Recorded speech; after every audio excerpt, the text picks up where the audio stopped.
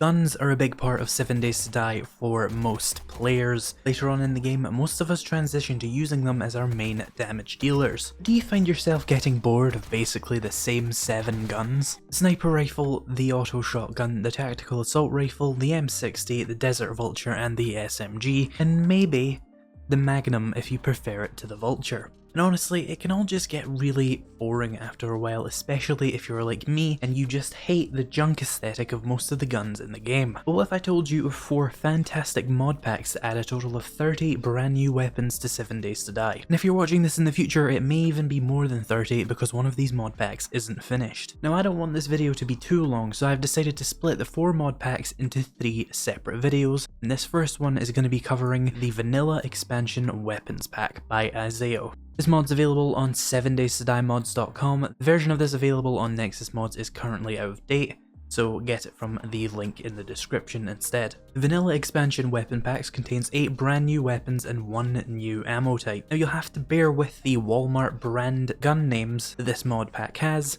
I'm sure most of you can figure out what they were inspired by. So the first weapon we have here is the Lock 17, which is a tier 2 pistol, meaning it will be found around the same time as the 44 Magnum or the pump action shotgun. It's very similar statistically to the regular pistol, but at level 6 it has 1 additional mod slot compared to the basic pistol, which gives it more damage potential compared to the regular one, and it has a higher magazine capacity.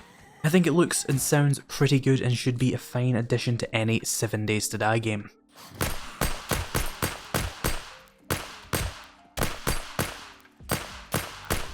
Next up we have the SMP-40, which I'm now just going to refer to as the Simp. The Simp is a 9mm SMG and is available at tier 1, so alongside the regular pistol. It's governed by Gunslinger and Pistol Pete, and it's very similar to the regular SMG, but it's slightly worse in all stats. But it is available much earlier in the game, which I would almost say is OP, but it doesn't really matter anyway because a skilled player can easily get to tier 3 guns in the first week anyway, meaning this is essentially just a slightly worse alternative to the base game's SMG, so if you like the World War II flavour, the Simp is for you.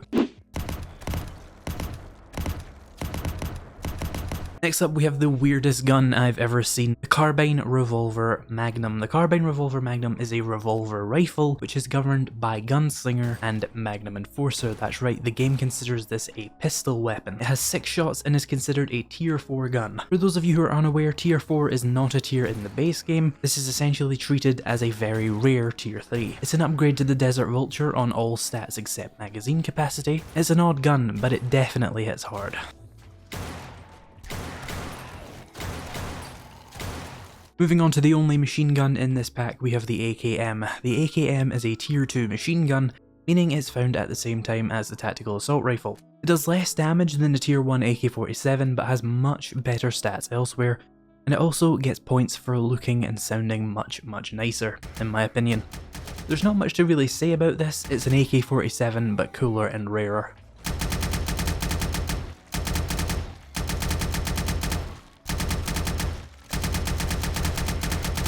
And now we have the only sniper rifle currently in this pack, the SR-110.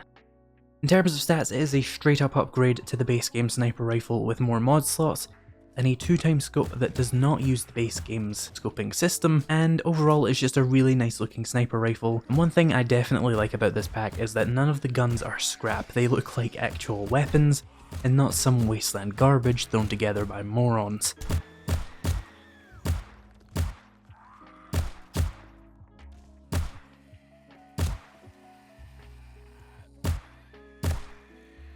The last 3 weapons in this pack are the shotguns. First we have my favourite weapon in the pack, the 870 Police Shotgun.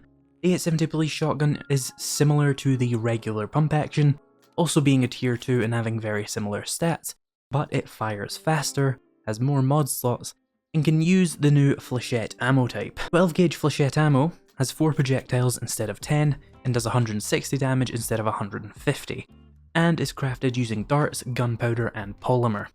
This gives the 870 more damage potential than the base game's pump action, but more importantly, I like how this gun looks. I really hate how weird looking the base pump action shotgun is, and this is much better in my opinion. Fun fact, this gun actually fires faster than the base game's auto shotgun.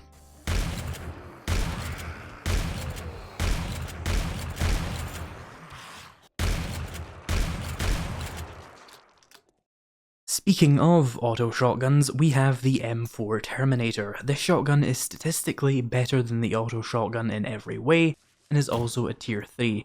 The only thing it is worse than the auto shotgun on is ammo capacity, because of course it cannot have a drum magazine. But it performs much better overall, and again, looks much nicer and feels much better. This shotgun also gets to use the 12 gauge flechette ammo.